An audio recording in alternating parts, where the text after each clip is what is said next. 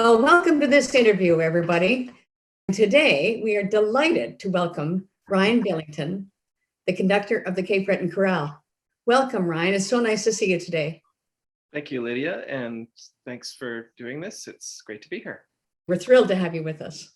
Ryan, tell us a bit, if you don't mind, about the Cape Breton Chorale, maybe about a little of the history. Well, Cape Breton Chorale has been in existence since 1973. Of course, many people know it was started by Sister Rita, who really promoted excellence in music education and choral performance. And she held the chorale to a high standard, and they recorded several CDs, and she retired in, I believe it was 2015. You know, Ryan, you're just taking me down such a memory lane. I know that your predecessor, the founder, Sister Rita, I just want to say, I mean, she was such a catalyst for excellence in music in Cape Breton, and especially in choral singing. I had the great good fortune to watch her conduct. And my mother would say, who was a wonderful choral director, she would say, now you watch how Sister Rita has the members of the Holy Angels Chorale walk on stage.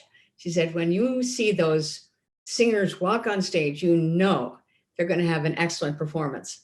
And those girls in Holy Angels just walked like professionals. Like, you know, Sister Rita didn't leave a stone unturned.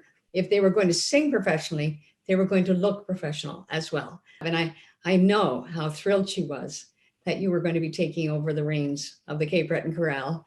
It was wonderful to have met her and spend a little time with her that year when I was transitioning and auditioning for the job. And I was incredibly honored to be, you know, following in those footsteps.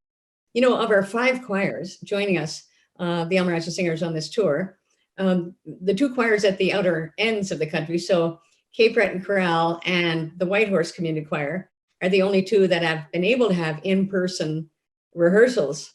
Also, I'm sure you found it, particular challenges, even though you're in the same room, it's a different sort of isolation.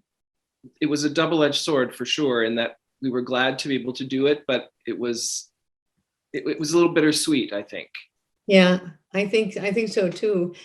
I know that the chorale has a very close relationship with the piece we're singing, We Rise Again by Leon Dubinsky.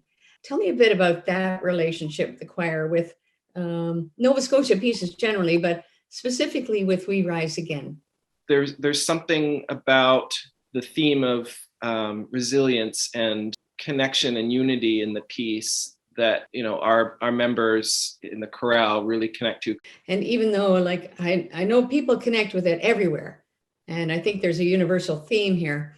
And I think, you know, we all know that the piece has an inherent connection with immigrants coming to Canada for a better life for their children. And I think, you know, Leon, I think wrote it for his own family, with in a relationship to his own family coming to Canada as immigrants. Yeah, and, you know, just talking with a few chorale members about this in the last few days, you know, one of them was just in tears talking about this and the loss of the mining and the fisheries and the steel plant, and that Cape Bretoners have gone through a lot over the decades.